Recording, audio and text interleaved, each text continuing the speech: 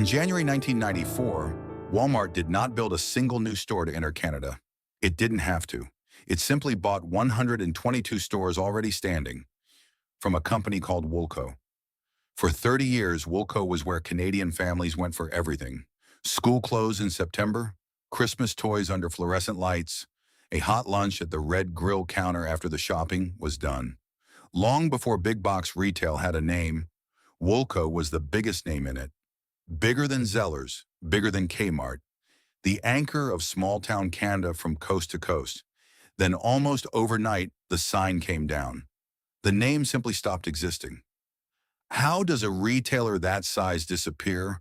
Not through bankruptcy, not through scandal, but by selling itself to the very rival it once outsold. This is the story of how Canada's original discount giant built the playbook that Walmart would later use to bury it.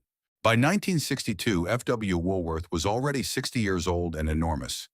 Thousands of five-and-dime stores across North America, a name as familiar as the corner drugstore. But familiar was becoming a problem. A new kind of store was rising out of the suburbs, built for families who now own cars and wanted to park them, walk in, and buy everything under one roof. That year alone, three rivals launched almost simultaneously. Kreska opened Kmart, Dayton's opened Target, and a man named Sam Walton opened his very first Walmart. Woolworth's leadership had a choice: watch the discount revolution happen to them, or build their own version of it before someone else did. The man who made that call was company president Robert Kirkwood. His idea was bold, and it came with real risk. Take the nickel and dime formula that had built the company and blow it up into something 10 times the size. Not a five and dime, a full department store, single floor, more than 100,000 square feet under one roof, with a parking lot big enough for the whole neighborhood. He called it Woolco. The first store opened its doors in Columbus, Ohio, in the summer of 1962. Within months, the concept crossed the border. A Woolco opened in Hamilton, Ontario, and Canada would come to embrace this format even harder and hold on to it far longer than the country where it was born. Picture that opening day in Hamilton. The building was unlike anything on the block. Low, wide, modern, its parking lot freshly paved and already filling with station wagons. Inside, the ceilings were high and the aisles were wide enough for a mother to push a cart with 3 kids trailing behind her. Clothing racks on one side, housewares on another. A hardware and garden section built for a country full of new homeowners. And somewhere near the front, the smell of hot food drifting from a lunch counter. The beginning of what would become the Red Grill, a full-service restaurant built right into the store, so a family could shop for school shoes and sit down for a hot meal without ever leaving the building. For the working families of Hamilton, and soon dozens of towns like it, this was something new. Not the crowded downtown five and dime their parents had known, where you asked a clerk behind the counter for everything you wanted. This was self-serve, wide open, and endless. You picked things up yourself, turned them over in your hands, decided for yourself. Kirkwood believed that discount shopping didn't have to mean cheap or crowded. It could mean abundance. It could mean a Saturday where a family walked in, needing socks, and walked out with socks, a new lamp, a bag of hardware, and full stomachs. Nobody standing in that Hamilton parking lot in 1962 could have known they were watching the opening move of a war that would take 30 years to finish. A war Woolco would win for decades before losing everything to a company that hadn't even opened its second store yet. What Kirkwood built in that first store would spread from coast to coast, and for the better part of 3 decades, it would define what shopping meant for an entire generation of Canadian families. By the mid-1970s, Woolco had settled into a rhythm that would define an entire generation of Canadian shopping. Alongside Zellers and Kmart, it formed what many in the retail trade called the Big Three, the 3 chains that between them decided where Canadian families spent their Saturdays. Woolco held its own against both, and in dozens of towns across Ontario, the Prairies, and the Maritimes, it was simply the store. Not a store, the store. Going to Woolco was never just an errand. It was an occasion, one that repeated itself with the seasons like a family calendar nobody had to write down. Late August meant the back-to-school trip, new shoes, a fresh binder, maybe a lunchbox with a cartoon character on it, all picked out under bright fluorescent light, while a mother checked prices against a list folded in her purse. November meant the toy aisles filling up, kids tugging sleeves toward the same shelf they'd stood in front of the year before. December meant the wish book catalog arriving in the mailbox, thick, glossy, and treated in some households like a second Christmas present all on its own, passed from child to child, corners folded down around the pages that mattered most. And for families who couldn't pay for it all at once, there was layaway. A parent would pick out a bicycle or a winter coat in October, put down a small deposit, and pay it off week by week at the layaway desk until it was theirs by Christmas Eve. It wasn't glamorous. It was practical, dignified, and it worked. A system built for working-class households who wanted to give their kids a real Christmas without going into debt to do it. For a lot of Canadian families in that era, the layaway desk at Woolco was where Christmas actually got built, one payment at a time. Then there was the Red Grill. After the shopping cart was full and the kids were tired, families sat down together at the in-store restaurant for a hot meal before heading home. A detail that seems small now, but at the time made Woolco feel less like a store and more like a destination. You didn't just shop there, you spent your afternoon there. What did it feel like to be behind the counter? For the staff, Woolco was often the first real job many teenagers in these towns ever held. Folding sweaters, running a cash register, learning to talk to customers before they learned much else about the working world. For older employees, especially the department leads and long-serving cashiers, the store was something closer to a second home. Regulars came back week after week, year after year, and staff came to know them by name, by what they usually bought, by which kid had grown out of which size of shoe. Woolco wove itself into the culture in quieter ways too, appearing as the backdrop of everyday Canadian life on local news segments about back-to-school sales, in newspaper flyers tucked into the Saturday paper, in the kind of casual mention that only happens when something has become part of the furniture of a country. It wasn't flashy, it didn't need to be. It had become part of how Canada shopped, full stop. What made a chain like this so hard to walk away from wasn't the prices, though the prices mattered. It was the sense that whatever your family needed, school clothes, a toy for a birthday, a warm coat before winter, Woolco would have it in your town at a price you could actually afford, with a hot lunch waiting if you needed one. What was it about that big, plain building with the parking lot always half full that made an entire generation trust it the way they did? By the late 1980s, that trust ran deep enough that most Canadians assumed Woolco simply always would be there. The way you assume the post office will always be there, or the school down the street. Nobody walking through those wide aisles in 1988, cart loaded with school supplies, had any reason to think otherwise. But more than 1,000 kilometers away, inside boardrooms that had nothing to do with layaway desks or Red Grill lunches, the company that owned Woolco was already sinking under a weight most of its Canadian customers would never see coming. Woolco's growth in Canada didn't happen all at once. It happened the way most lasting things do, slowly then suddenly. By 1966, just a few years after that first Hamilton store opened, there were 9 Woolco locations scattered across the country. It was a modest start, but the company had bigger plans. And over the next 2 decades, those 9 stores multiplied many times over, spreading from Ontario into Quebec, west across the prairies, and out to the Maritimes. The growth wasn't random. It followed the roads. Woolco planted its stores in the shopping malls springing up around growing suburbs and mid-sized towns. The same malls that were, at the time, the future of Canadian retail.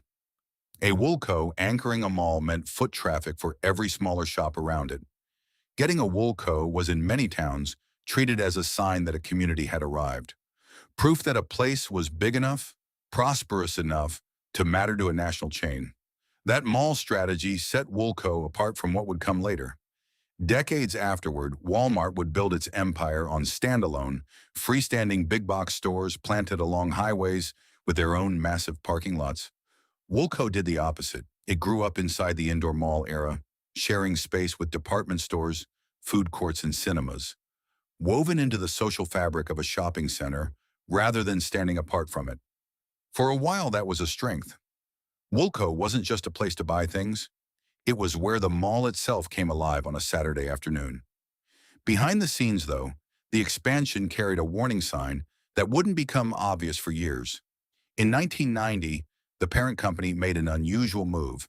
It converted 26 existing Woolworth five and dime stores into Woolco locations, simply because they were larger and better suited to the discount format. On paper, this looked like confidence, proof the Woolco brand was strong enough to absorb its older sibling. Underneath, it told a different story.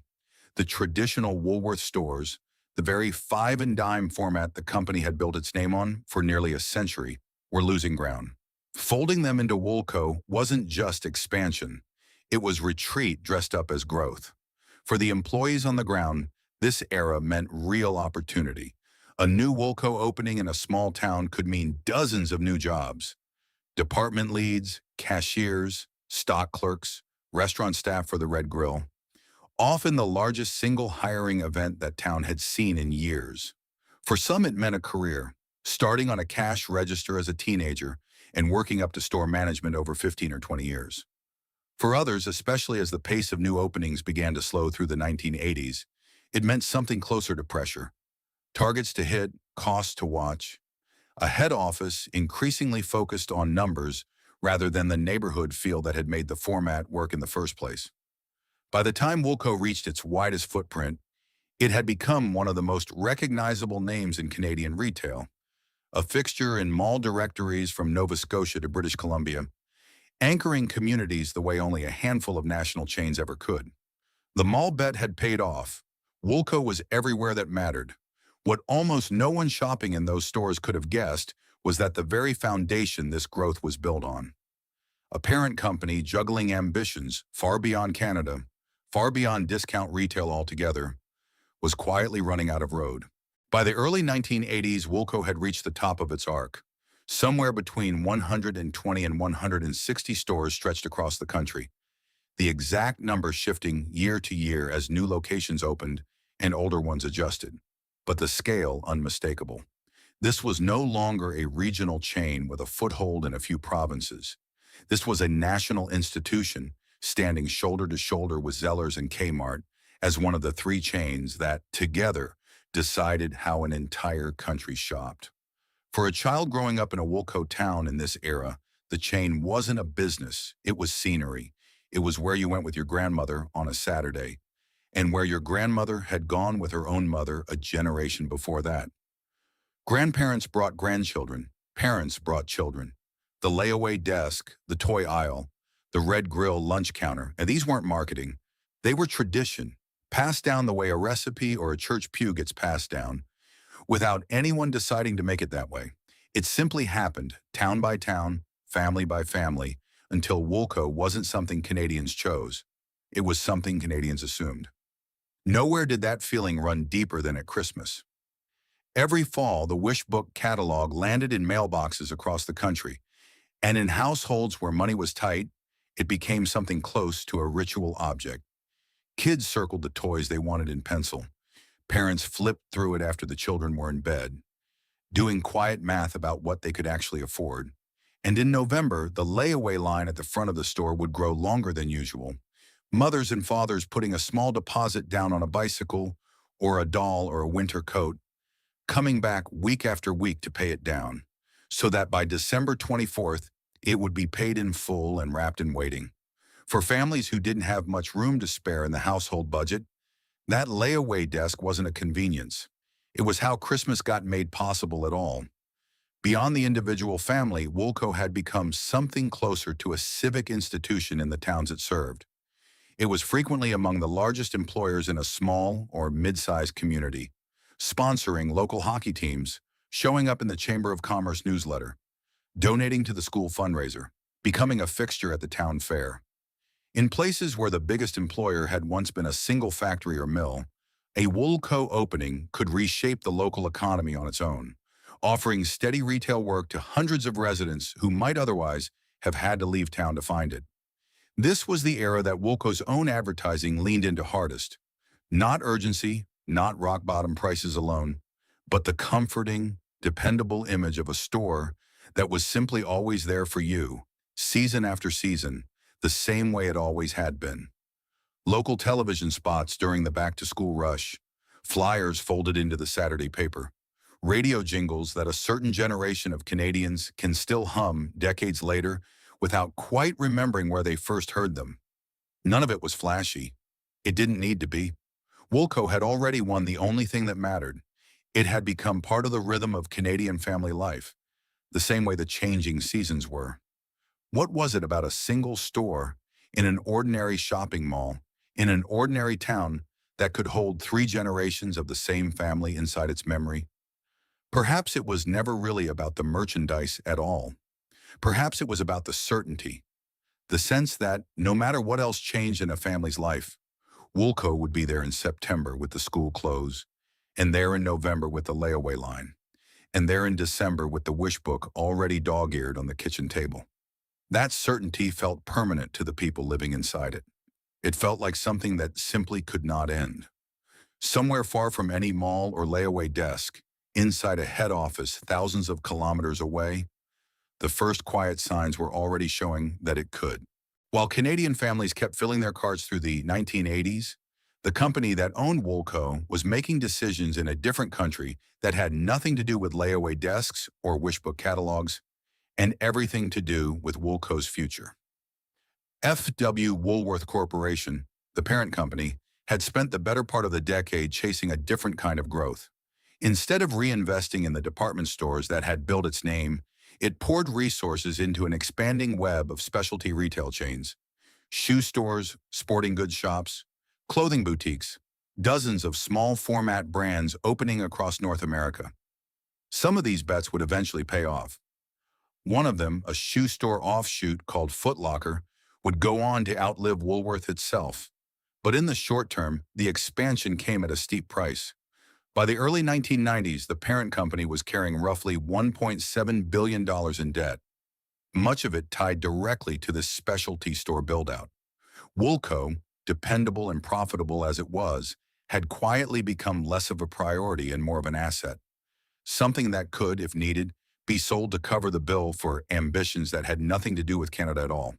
The mall strategy that had once been Woolco's greatest strength was starting to show its cost too. Woolco's stores were large, often over 9,000 square meters, built for an era when indoor malls were the undisputed future of retail. But maintaining stores of that size wasn't cheap, and as the company's attention and capital drifted toward its specialty chains, the money to keep those big box mall anchors modern and competitive didn't always follow. Fixtures aged. Renovations that once would have happened on schedule started slipping. Nothing dramatic. No single customer walked in one day and thought the store had failed. It was slower than that. A shelf that took a little longer to get restocked. A checkout line that moved a little slower than it used to. A store that, without anyone quite naming it, felt a step behind the newer discounters opening nearby. And there were newer discounters. Throughout the 1980s, competitors were sharpening their operations in ways Woolco's older mall-based model struggled to match. Leaner supply chains, more aggressive pricing, formats built from the ground up for efficiency rather than retrofitted from an older concept. One competitor in particular, a company that had opened its very first store the same year Woolco was born, was quietly building the kind of logistics and distribution network that would, within a decade, make it the most efficient retailer in North America. Its name was Walmart, and in 1994 it hadn't yet opened a single Canadian store. None of this was visible to the mother filling a layaway ticket in November 1988, or the teenager clocking in for a Saturday shift at the Red Grill. To them, Woolco looked exactly like it always had, busy, familiar, permanent. That's the strange cruelty of decline inside a company this size. The people closest to the customer are usually the last to know something is wrong because the damage isn't happening on the sales floor. It's happening in a head office ledger, in a boardroom decision about which debts to pay down first, in a strategic plan that treats a beloved Canadian retailer as a line item. Did anyone inside the company see it coming? Some did. Longtime store managers, the kind who had spent 20 years watching renovation budgets shrink year over year, understood in a general way that head office priorities had shifted. But understanding that something was wrong and understanding that the entire chain might be sold off within a few years were two very different things. Internally, the response to these warning signs was less denial than distraction. A company so focused on managing its debt and its specialty store ambitions elsewhere that Woolco's slow erosion simply wasn't the most urgent fire to put out. How long can a company keep a brand beloved by 3 generations running on borrowed time before the bill finally comes due? By the early 1990s, that bill was closer than almost anyone in a Woolco store could have imagined, and the decision about how to pay it was already being made, far away from any layaway desk, by people who had likely never set foot in one. The decision that sealed Woolco's fate wasn't made on a sales floor, and it wasn't made in Canada. It was made inside F.W. Woolworth Corporation's head office in the fall of 1993 by executives weighing a balance sheet that had finally run out of room to maneuver. On October 15, 1993, the company announced a sweeping restructuring plan. In the United States, it would close roughly half of its more than 800 general merchandise stores, a scale of retreat the company had never attempted before. And in Canada, rather than investing to modernize the Woolco chain that had spent 3 decades building loyalty from coast to coast, the plan called for converting the stores into a closeout division under a new name, the Bargain Shop. It was in effect a decision to stop competing as Woolco altogether and to start liquidating the brand's remaining value instead. 3 months later, on January 14, 1994, the second half of that decision arrived. To pay down the $1.7 billion in debt the company had accumulated from its specialty store expansion, Woolworth Corporation agreed to sell the majority of its Woolco Canada stores to its longtime rival, Walmart, a company that had been trying to find its way into the Canadian market for years and had just been handed the fastest path in through the front door. For the executives who made this call, the logic was straightforward.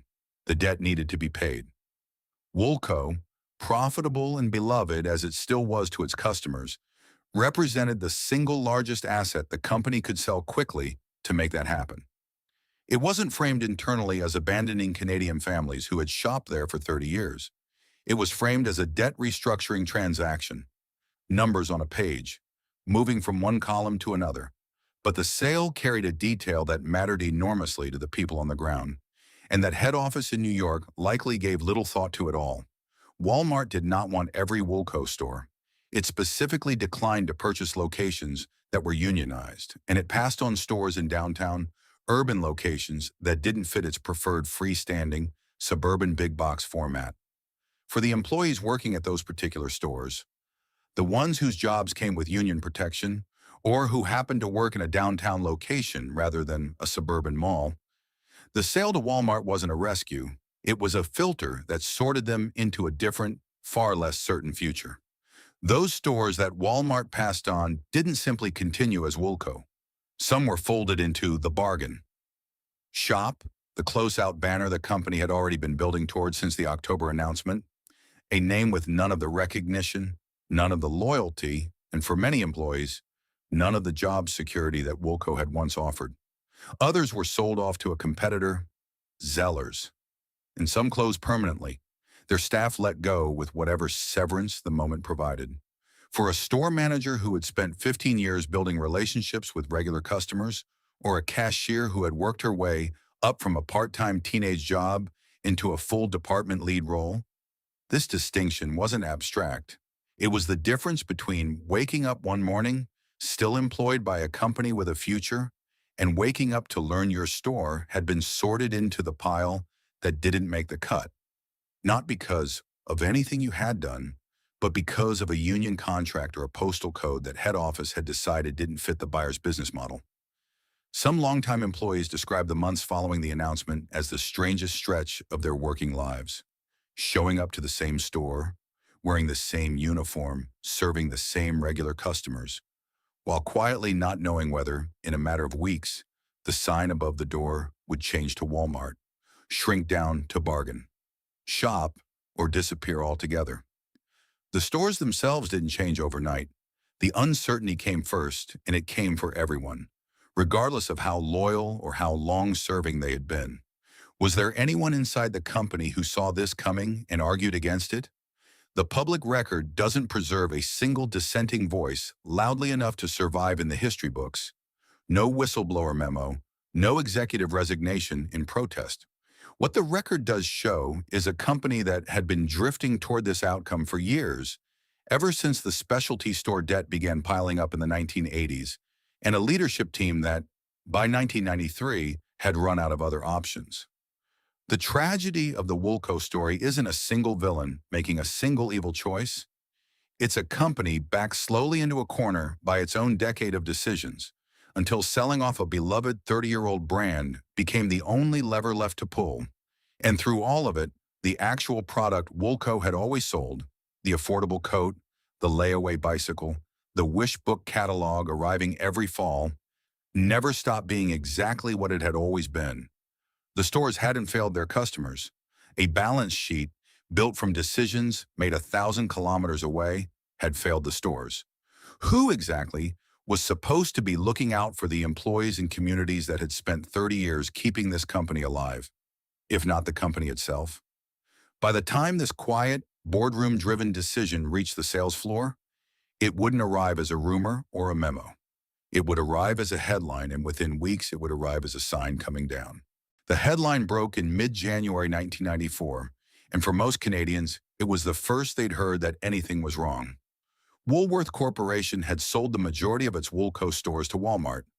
Overnight, a name that had anchored Canadian shopping malls for 3 decades became a story about an American company entering the Canadian market, and Woolco itself became almost a footnote in its own ending.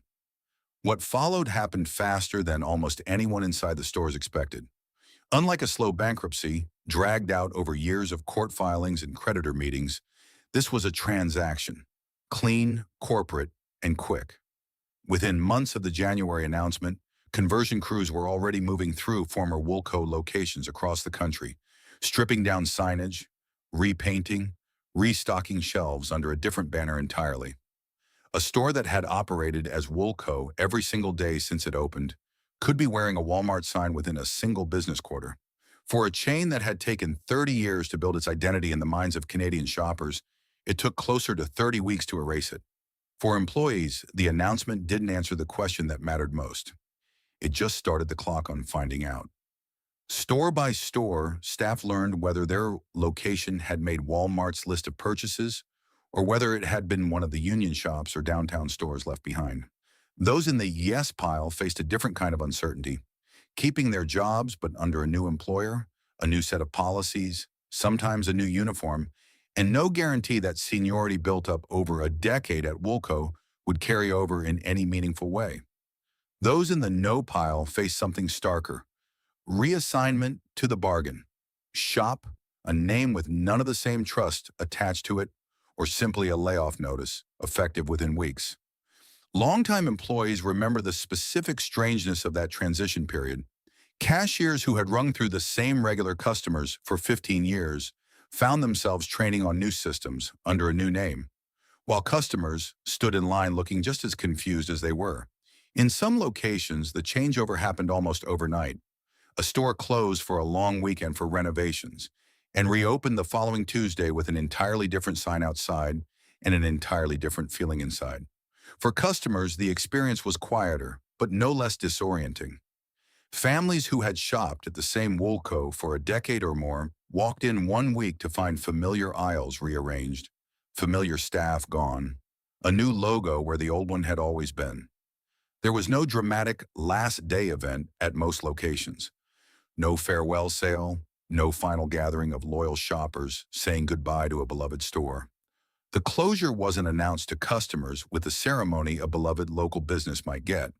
It happened administratively from a head office, and most shoppers only understood what had occurred by walking in and seeing it for themselves.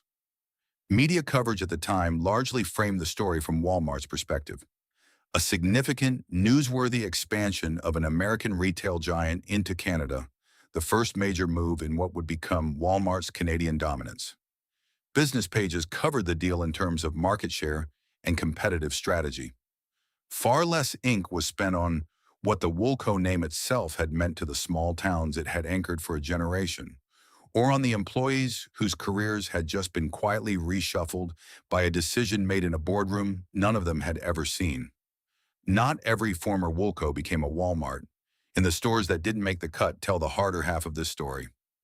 Locations with unionized staff, or those sitting on downtown real estate that didn't suit Walmart's freestanding big box model, were folded instead into the bargain shop.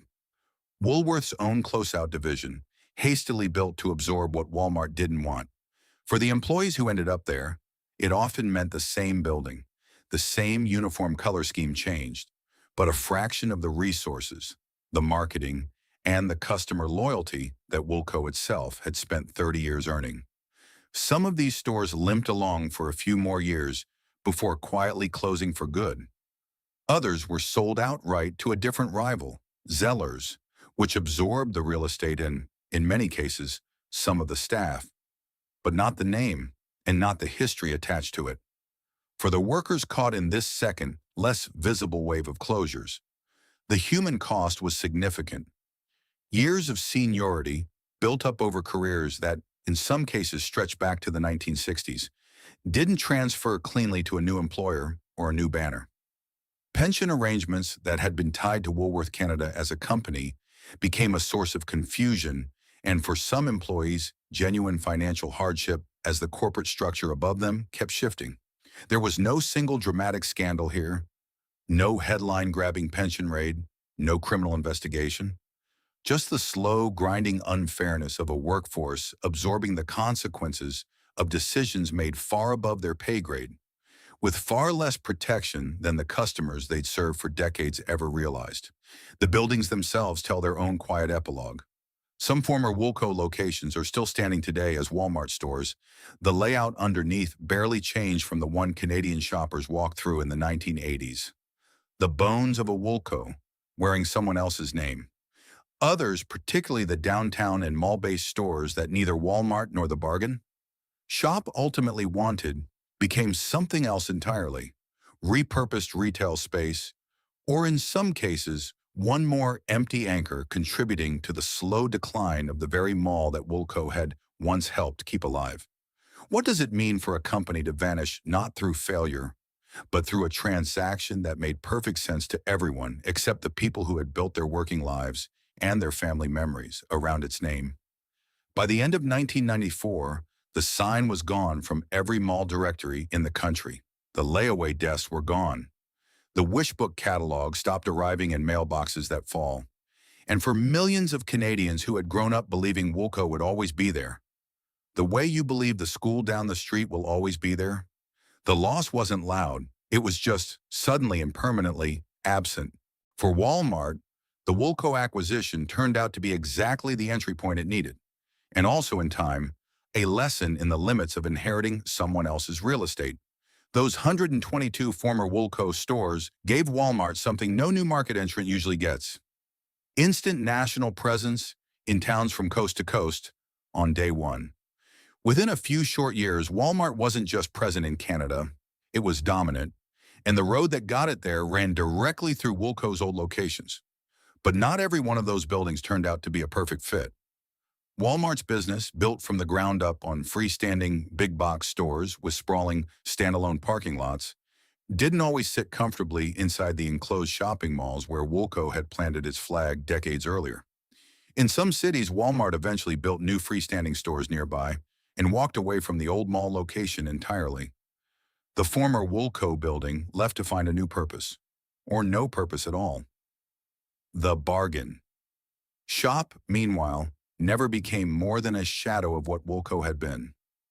Built hastily out of the stores Walmart didn't want, it carried none of the accumulated trust of the Woolco name, and it operated for years as a smaller, lower-profile discount chain before eventually fading from the Canadian retail landscape as well. One more quiet ending in a story that already had several. For the employees who had landed there rather than under the Walmart banner, it rarely offered the stability or career path that Woolco once had. The broader lesson of Woolco's collapse extends well beyond one company's balance sheet. It's a story about what happens when a retailer's fate gets decided by decisions made far from its customers. A parent company chasing expansion in specialty stores thousands of kilometers away, accumulating debt that had nothing to do with the department stores actually serving Canadian families, until Woolco itself became the asset sold to cover the bill. The stores hadn't stopped being profitable. They hadn't stopped being loved. They simply stopped being useful to a corporate strategy that had moved on to other priorities. For the small and mid-sized towns that had built part of their local economy around a Woolco store, the impact rippled outward. A major local employer disappearing, even one that technically continued to exist under a different name at the same address, meant a disruption to seniority, benefits, and community identity that doesn't show up cleanly in any retail industry report.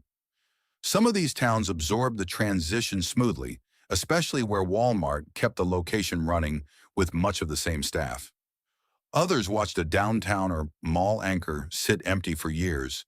One more sign of how quickly a retail landscape families had trusted for a generation could be redrawn by decisions made in a boardroom none of them had ever set foot in. What does it mean when the store your family trusted for 30 years disappears? Not because it failed you, but because it became easier for someone else to sell it than to save it. 3 decades after that first Woolco opened in Hamilton, the name was gone from Canada entirely. What remained were the buildings, some still standing as Walmarts today, carrying inside them, underneath a different sign, the shape of a store an entire generation of Canadians once knew by heart. Somewhere in Canada tonight, a woman in her 60s is standing in a Walmart aisle that used to be something else. She couldn't tell you exactly which aisle held the toy department 30 years ago, or which corner the Red Grill lunch counter sat in, but she remembers the feeling of it. The wide open floor, the smell of something frying near the front of the store, her mother's hand on the layaway ticket, the particular hush of walking in on a Saturday morning with the whole day still ahead. She remembers standing at the toy shelf every November, circling pages in the wish book with a pencil, not yet understanding that the bicycle she wanted was already being paid off, week by week, at a desk near the front doors. She remembers the parking lot always half full, the same faces behind the registers, the sense that this building, in this town, would simply always be there. It mattered because it was never really about the merchandise. Woolco was where working families in small and mid-sized towns across this country built something that had nothing to do with what was on the shelves. It was where a parent without much room in the household budget could still make Christmas morning feel like abundance, one small payment at a time. It was where 3 generations of the same family could walk through the same doors, decades apart, and recognize the same rhythm, the same September rush for school shoes, the same November crowd at the toy aisle, the same December catalog arriving like a promise the household could actually keep. In towns where the biggest employer in living memory had been a single mill or a single factory, Woolco offered something different: steady work behind a register, a first job for a teenager, a career for someone who started folding sweaters and ended up running a department. It gave communities an anchor, and it gave families a version of dignity that didn't depend on how much they had, only on how carefully they planned and how faithfully the store showed up to meet them halfway. What Woolco built, no boardroom decision ever managed to replace, not because nothing since has sold clothes or toys or hardware under one roof. Something always will. But the particular trust that grew up around that orange and brown sign, the sense that this store belonged to the town as much as the town belonged to it, wasn't something that transferred with the real estate. It was earned slowly, over 30 years, one Saturday at a time. And it wasn't the kind of thing that could simply be sold along with the buildings. The end, when it came, wasn't cruel in any dramatic sense. No scandal, no single villain to point to. Just a company far away, weighed down by debts that had nothing to do with the families who shopped there, choosing the fastest way to settle its accounts. The people who worked the registers and stocked the shelves and remembered every regular customer's name did nothing to deserve what happened to their store. Neither did the families who trusted it. They simply woke up one week in 1994 to find the sign already coming down. What deserves to be remembered isn't the transaction, it's the store. The employees who spent decades of their working lives behind those counters, many of whom carried the skills and the work ethic they built there into whatever came next. The founders and executives who, in 1962, took a genuine risk on an idea that hadn't been tried before and built something that would outlast their own tenure by 30 years. And the families, the mothers filling layaway tickets, the children circling pages in the wish book, the grandparents who brought their grandchildren through the same doors they'd once walked through themselves, who made an ordinary discount store into something that still lives, quietly, in memory. Woolco is gone. The name doesn't appear on any mall directory anymore, and most of the buildings that once carried it now carry someone else's sign. But somewhere in Canada tonight, someone is standing in an aisle that used to be something else, remembering exactly how it felt to walk in on a Saturday morning 30 years ago. And that memory, quiet and specific and entirely their own, is proof enough that something real was here, something worth having known, something worth still remembering, even now that it's gone.